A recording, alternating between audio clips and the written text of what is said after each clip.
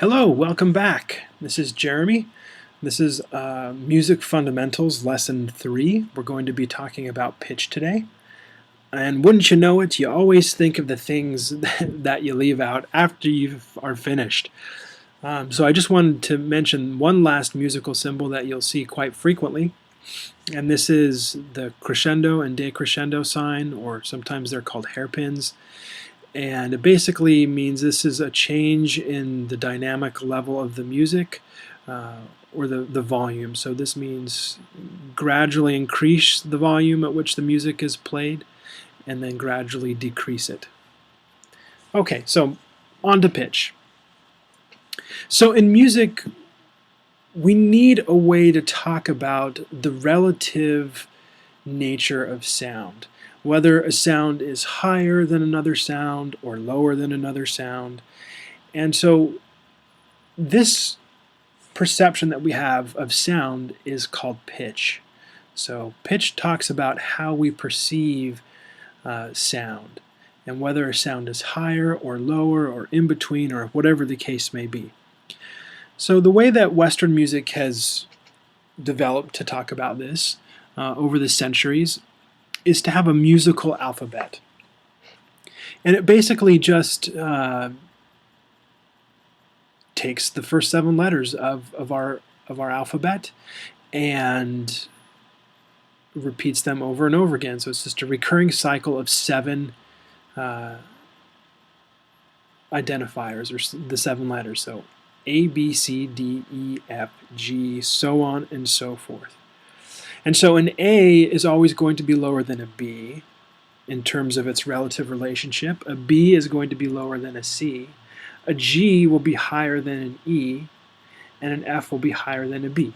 So hopefully you get that. So now each line and space on the staff has a corresponding letter of the musical alphabet. And so if you remember from, I think it was the first lesson, this clef here is the G clef, and it's because it has this little swirl right around this line, which tells us that this line is to be counted as the G line. And so here you can see I've labeled this line G. So the names of the spaces in the treble clef are F, A, C, E, and the lines are E, G, B, D, F. So if we do a zigzag, you'll see that we're just going through the musical alphabet. E, F, G. Then back to the beginning. A, B, C, D, E, F, and then on top of this staff would be G.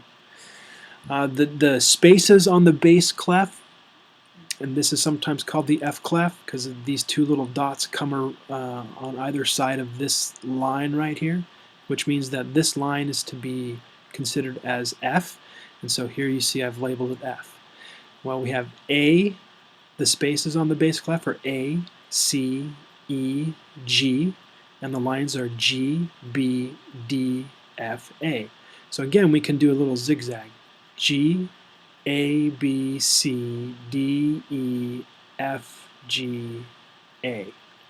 So we're just, as you can hopefully see, we're just cycling through these 7 letters over and over, ascending and descending. You know, a lot of people have little kind of goofy acronyms and, you know, mnemonics to help remember these things. You know, this clearly spells face, and there's this little rhyme, every good boy does fine, or whatever the case is. However, you may have heard that. I just really recommend that you make some flashcards. You've got this great free music notation program called MuseScore. Just make some flashcards and memorize this.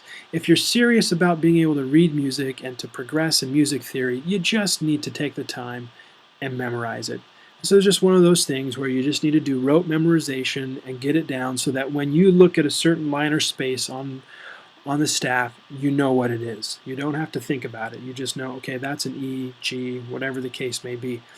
And I highly recommend that you memorize them up to 2 ledger lines above the staff.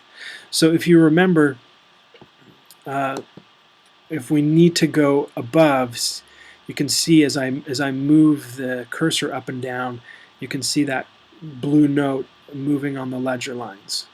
So I highly recommend you memorize up to the second ledger line above the staff, below the staff, the second ledger line on both. So, memorize to there and down to there on the treble clef, and up to there and down to there on the bass clef.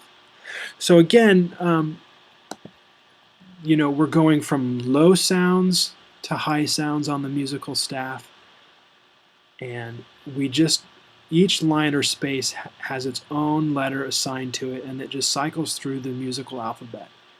Low to high or high to low, cycling through the musical alphabet. All right, that's all I want to talk about pitch. Thanks for tuning in.